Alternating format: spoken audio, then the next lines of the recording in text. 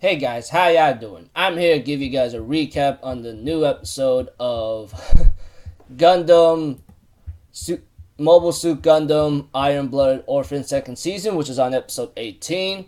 This episode, the next episode, and the rest after that is really going to get crazy.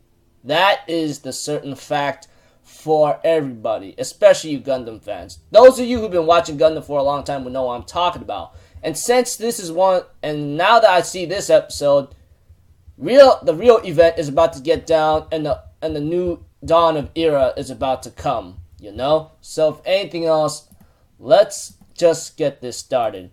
We have to it at the beginning of the episode that the headquarters is already taken over. You know. Not to mention all mobile suits are disabled at Gjallarhorn's headquarters. And Vidar has a feeling of what Galio's really trying to do, you know, which is something that bothers him. And therefore, after much going on here and there, and Rusta Elion getting ready to mobilize his entire fleet to go into war, obviously, and we have to it that they outnumber Tekadon and what McGillis has, you know. But when McGillis got to the room where something called Gundam Bio or something is at, which is known to be a big symbol to Gjallarhorn, which was said in this episode, we have to it that Vidar shows up in front of him and takes off his mask and reveals that he's Galio Baldwin. Now, we all speculated it was him from the very start. From the beginning where he has nothing but rage towards hearing Tekadon and, let me see here, and McGillis Farid's name, along with him saying about Carta issue to McGillis on Mars, along with all this other information that he's known, you know? And I go like, unless someone passed this down somehow or had a good brain to know what's going on, then it'll be an interesting character. But this Vidar guy was actually Galio Baldwin himself the entire time, hiding behind a mask and not revealing his true face, except in this episode now. And so forth. Of course, there's one thing I forgot to mention is McGillis' past. Back then when he was a kid, he suffered greatly when he was an orphan. Like, those who have power would control the weak, you know? And that is what drove Galio to go after Gjallarhorn and go for brute force and strength, etc., etc., etc. So, it's like, yeah, sorry for being a little disorganized here and there. I forgot to mention McGillis' past, and it seems like to me he went through a horrible one before he got taken in by someone from Gjallarhorn or something, saved him from despair, and he ends up rising to power later, you know, and hiding his true face, as Galio says to him.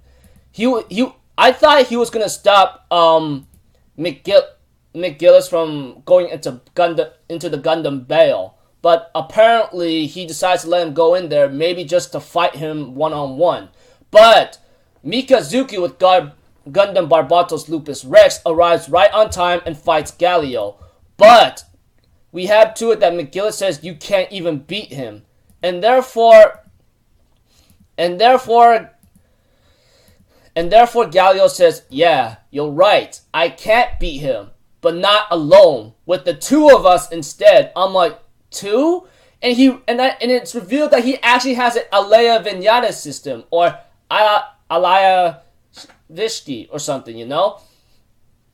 In his Gundam Vidar suit. And he says, Aang, you could use my body, control me as you wish. And as Mikazuki tries to fight him one-on-one, it seems like to me he was having trouble. We had to it that Julieta was explaining how the Alea Vinyata works. The way how I'm saying Alea Vinyata is the way how the dub says it, you know. So it's actually easy for me to say it. So yeah, we have to it that because we found the rest of Ain's brain somehow, it somehow got connected to the Gundam Vidar, and this Alea Vinyata, which I've been trying to look into or understand, apparently, it's a Type E version, you know? And apparently because of Ian Dalton's brain, who apparently died in the first season of Gundam Iron Blood Orphans, we have to it that this Alea Vignata system is designed to surpassing human limitations against the mobile armor, but it exceeds that. Should it exceed the human body, it would put a great strain. But because the Alea Vignata type E, and with this kind of type, right, that's like totally different from Mikazuki's, Akihiro's, and many other Alea Vignatas, this guy, and I mean Vidar himself, can actually pilot the Alea Vignata to its full 100% or beyond potential without even having to put any danger on his body. And I'm thinking in my mind, holy motherfucker, I was about to say, because to tell you the truth, Galio has no chance against Mikazuki alone, let alone even with his improved piloting and so forth. There's no chance he has no way of beating Mikazuki. But with the Alea Vignata, along with not endangering your body, and you get to pilot to your full potential with Iron Dalton's brain, dude, that is right there gonna be one tough opponent that Mikazuki is going to face. Even so, even Mikazuki says that even Mikazuki says he's troubling. And you know what? What makes it actually more scary? The beast that Barbaltos brought down, the mobile armor at Mars, it has the same power as Mikazuki's strength. Like, the beast within. So, you could say that it's like a beast against a beast, you know? But Mikazuki actually has trouble dealing with it, as he couldn't land any hits. But what's more surprising is Gundam Bio actually also has an Alea Vignata system. So I go are you freaking serious, dude? And it seems like to me the Gundam Bio is known to be a symbolization of Gjallarhorn, which is said, and makes an announcement here and there. But we have to it that Galio makes an announcement, and he reveals to his father that he's alive and he will defeat the traitor McGillis Farid. And therefore, McGillis accepts his challenge and gets ready to face him head on. However, you know what this means, right? That means a head-on full-scale war is about to begin. And that right there is what we all been waiting for. So, it looks like to me we get to know who this Vidar guy is. But we also speculated and knew from the very start who was behind the mask. Because all these hints given, there was no way in hell that it would not be him. Because all these hints and him knowing this information and so forth, there's no way in hell that it'd be passed down unless Galio himself was alive. So Vidar was Galio himself, and Vidar has the Alea Vignata system type E, which allows him to pilot the suit to its maximum 100% potential or beyond, just like the Gundam Barbatos Lupus Rex. But this type of Alea Vignata or Alea Vishki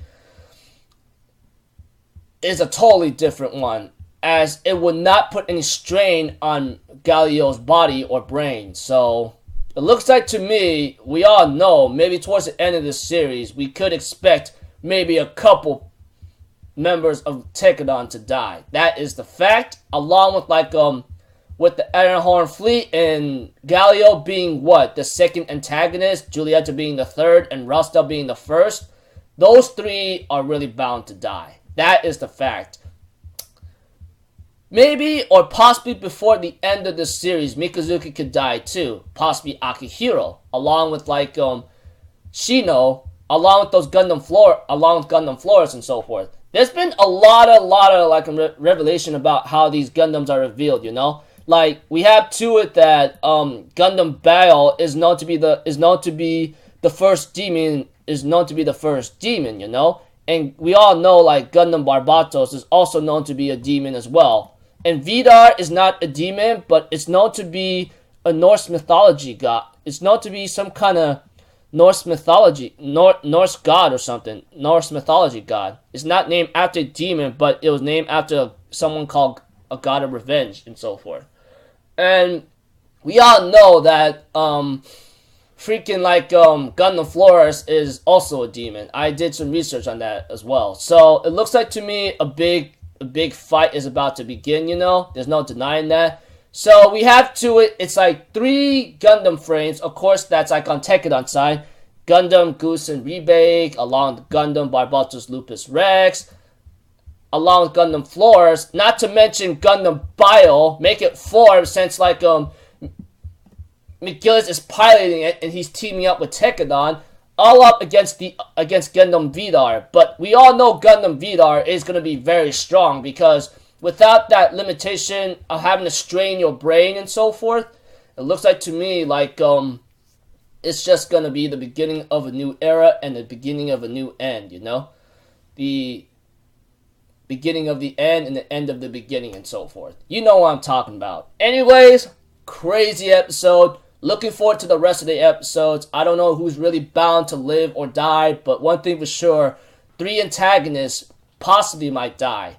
Maybe 2 or maybe 1, but I don't know which. But one thing for sure, there's no going back. So, if anything else, that's about it. I'll see you guys in my next video. I'm Alpha Zero. Have a good day, and I'll see you guys next time. Peace out. Bye-bye.